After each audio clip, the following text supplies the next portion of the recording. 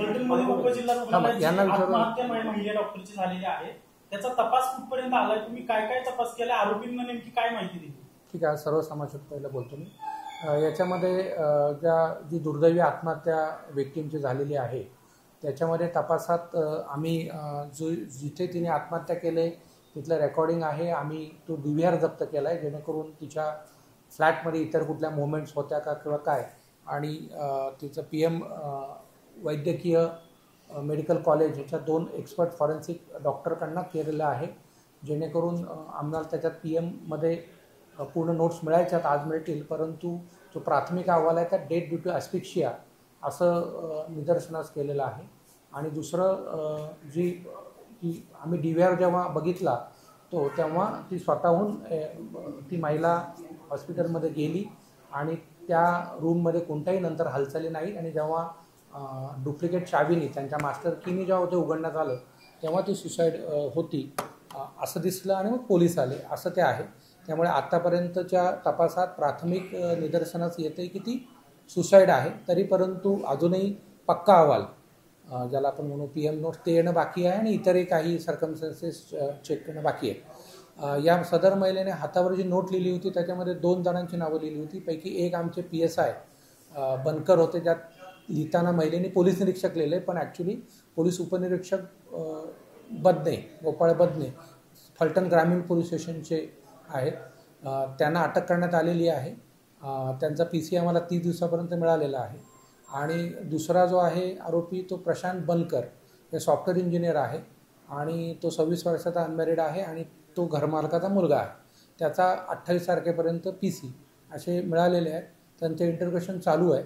याच्यामध्ये ज्याला आपण डिजिटल एव्हिडन्स म्हणतो, कारण जी व्हिक्टीम आहे त्याच्या घराचा सर्च घेण्यात आलेला आहे, इतर त्यांनी कुठलं ॲप्लिकेशन, कुठे नोट्स, कुठे डायरी किंवा आत्महत्येला काय कारणीभूत झालं याच्या अनुषंगाने काय लिहिलं आहे का, किंवा मग शेवटी डिजिटल एव्हिडन्स ज्यात आपण मोबाईल आहे या सगळ्या गोष्टींचं, लॅपटॉप, या सगळ्या गोष्टींची फॉरेन्सिक डिटेल्स घेणं चालू आहे। प्रायमरी तपासात असं लक्षात येतं आहे की या महिला आणि हे जे 2 आरोपी आहेत ते एकमेकांना ओळखत होते, त्यांचं एकमेकांची चॅटिंग आणि बोलणं होत होतं। आता नक्की किती होत होतं, कुठे जात होते का, या सगळ्या गोष्टी ह्या पुढच्या तपासाचा भाग आहे।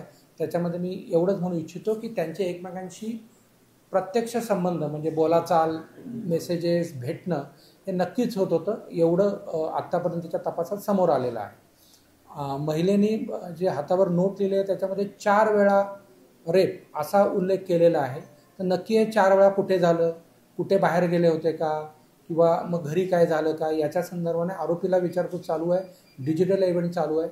सगळ्याच गोष्टी आरोपी बऱ्याच वेळा एकदम रिव्हील करत नाही आणि त्या दृष्टीने अजूनही आमच्याकडे PC आहे आणि इतर तपास चालू आहे।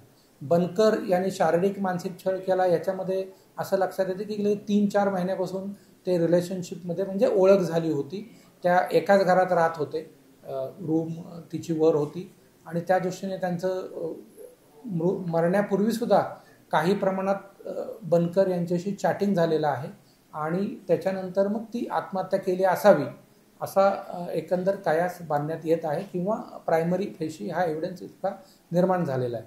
पुढील तपासात हे सोडून अजून काही कारणं आहेत का, मग वर्कप्लेसचा असो, इतर काही त्यांचे अर्ज असो, PM नोट्सचा असो, जे विविध प्रकारचे त्यांचे नातेवाईक, त्यांच्या नातेवाईकांचं डिटेल स्टेटमेंट आम्हाला घेणं बाकी आहे, जेणेकरून इतर काही माहिती त्यांना आहे का, हा एक इश्यू आहे।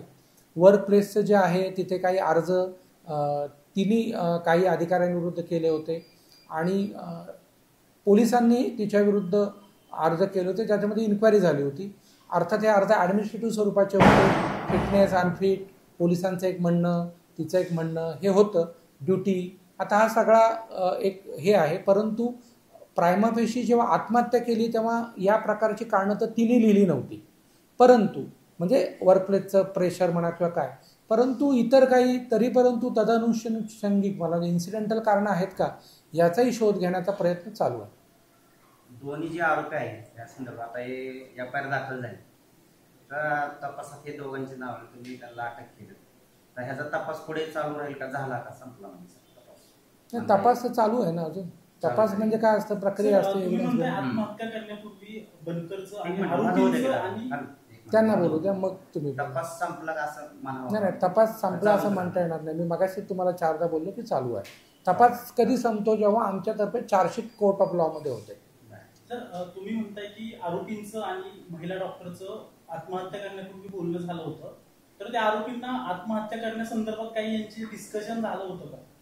नाही, आता हे परत आरोपीचा जो म्हणणं आहे त्याच्यामध्ये काही प्रमाणात ती आत्महत्या करेन मी असं बऱ्याच वेळा बोलत होती असं आरोपीचं म्हणणं आहे. जे चार्ट्स आहेत त्याच्यातही तिची काही ती मेंटल स्टेट दिसत आहे. एक्झॅक्ट मी आत्महत्या करत असं नाही, पण बाय बाय अलविदा अशा प्रकारचं चार्ट्स. आता हे काय आहे नक्की, कसं आहे, कोणी म्हणजे याच्यामध्ये किती संवाद झाला आहे, त्याचा किती प्रेशर आला, या सगळ्याचा शोध होईल. पण काही प्रमाणात चॅटिंग दिसतं आहे ज्याच्यामध्ये तिची मेंटल स्टेट दिसावी. जे 2 आरोपी आहेत, आत्महत्या करण्यापूर्वी दोन्ही आरोपींच्या संपर्कात महिला डॉक्टर होत्या का? आपण असं म्हणू की त्या एकदम नजीकच्या काळापेक्षा त्या काही दिवसात मात्र होत्या, चॅटिंग होत होतं, दोघांसोबत होत होतं. आता एकंदरीत ह्या महिलेच्या पीडितांना साधारणतः किती दिवसात न्याय मिळू शकतो? न्याय याचा अर्थ असा होतो की आपण चार्जशीट करणं, नंतर कोर्ट ऑफ लॉमध्ये ते जातं आणि कोर्टामध्ये मग प्रत्येकाचा अधिकार आहे, ती केस चालते, ती मान्य कोर्टावर आहे. आमच्यातर्फे एकच आहे की हा सिरियस गुन्हा आहे. या सिरियस गुन्ह्यामध्ये आम्ही जी BNS भारतीय न्याय संहितानुसार जे आम्हाला लिमिट घालून दिलेलं आहे ते 60 दिवसाचं आहे. ज्या 90 दिवसाचं सॉरी, ज्याच्यामध्ये म्हणजे अबेटमेंट टू सुसाईड आहे, म्हणजे ज्याच्यामध्ये सेशन कोर्टात 10 वर्ष आणि त्याच्यापेक्षा जास्त शिक्षा आहे. बलात्काराचं सेक्शन आहे त्याच्यात 10 वर्षापेक्षा जास्त शिक्षा आहे. त्याच्यामुळे आम्हाला 90 दिवसाचं लिमिट आहे. पण लिमिटची विचार न करता जास्तीत जास्त चार्जशीट, प्राथमिक चार्जशीट घेऊन लवकर कोर्ट ऑफ लॉमध्ये जाऊ असा आम्ही प्रयत्न करू, जेणेकरून माननीय कोर्टामध्ये त्याची फास्ट ट्रॅकवर जर चालायचं असेल तर पहिला स्टेप हीच आहे की त्याला आपल्याला चार्जशीट करायला लागेल आणि PC, त्याचा टाईम, बाकीचा एव्हिडन्स, ह्या सगळ्यांच्या व्हिसेरा प्रिझर्व केला आहे, त्याचा केमिकल ॲनालिसिस. कारण शेवटी प्रत्येक टप्प्यावर कोणतंही ॲझम्पशन न करता प्रत्येक गोष्टीत फायनल कन्क्लुजनला यावं. म्हणजे मी आता बोललो की सुसाईड केलं आहे, पण शेवटी हे आमचं प्रायमा फेशी मी म्हटलं ना, याचा अर्थ मी 100% म्हणतोय का सुसाईड असं नाही. तर ह्या सगळ्याचाच आम्ही जेव्हा चार्जशीट करू आणि ते शक्यतो लवकरात लवकर होईल, जेणेकरून आरोपींना त्याचा फायदा मिळू नये. आता जेवढी आतापर्यंत तुम्हाला माहिती भेटली, हे 2 आरोपी याच्या व्यतिरिक्त जर माहिती भेटली तुम्ही तर लवकरात लवकर तुम्ही आम्ही करणारच ना. मी जे मागासपासून तेच म्हणतो की तपासाचा आवाका आम्ही जरी ह्या नोट्सच्या आधारे करत असलो तरी इतर ज्या काही गोष्टी असतील, जर काही घरच्यांनी सांगितलं, काही पुरावे दिले तर त्याचा नक्की शेवटी हा तपास आहे ना. एक तपास म्हणजे सत्य शोधणं आहे. एका महिलेनी दुर्दैवी आत्महत्या केलेली आहे, त्या दुर्दैवी आत्महत्येच्या मागची कारणं शोधणं, त्याच्यामध्ये खरंच कोण दोषी आहे का हे शोधणं, हे आमचं काम आहे आणि ते आम्ही पूर्णपणे करणार. सर, आपण कन्क्लुजनवरती आपण पोहोचलेलं नाहीये की आत्महत्या आहे का मर्डर आहे. मी असं म्हणेन की प्रायमा फेशी ती आम्हाला आता आत्महत्या वाटत आहे. पण आता कन्क्लुजनचा अर्थ मी तुम्हाला ते सांगितलं, जेव्हा आम्ही चार्जशीट करू तेव्हा ते कन्क्लुजन आहे असं ऑफिशियली म्हणण्यात येईल. पण मी तेच म्हणतो ना तुम्हाला की शेवटी हा शब्दाचा खेळ झाला. आता मी काय म्हणतोय मग तुम्ही काय विचारणार, मग असं त्या खेळात मला काय जायचं नाही. मी एवढंच म्हणेन की प्रायमा फेशी आत्महत्या वाटत आहे, परंतु याच्यामध्ये चार्जशीटच्या वेळेला जो काय असेल तो योग्य निर्णय होईल पूर्ण तपासाचा आवाका बघून.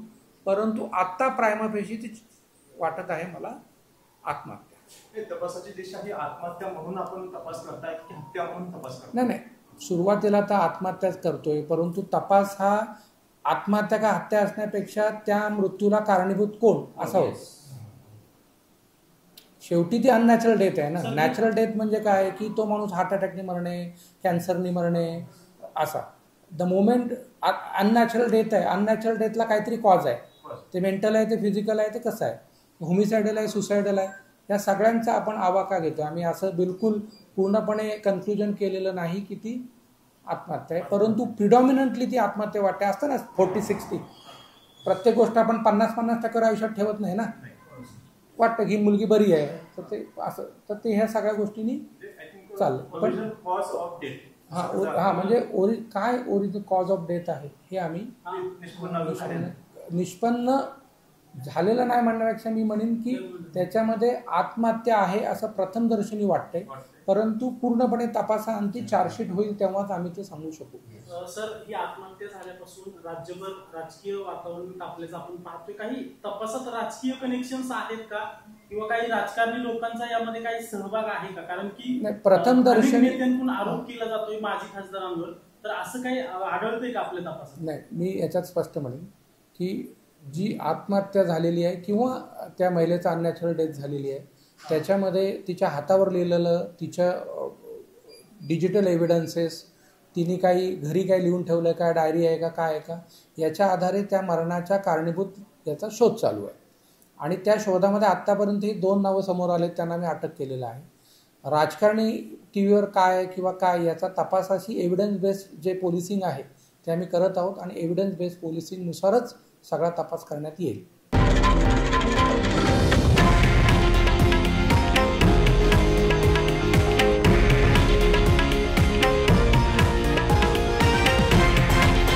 हे आहे देशातील नंबर 1 न्यूज नेटवर्क आणि आपण पाहत आहात TV9 मराठी, एकमेव.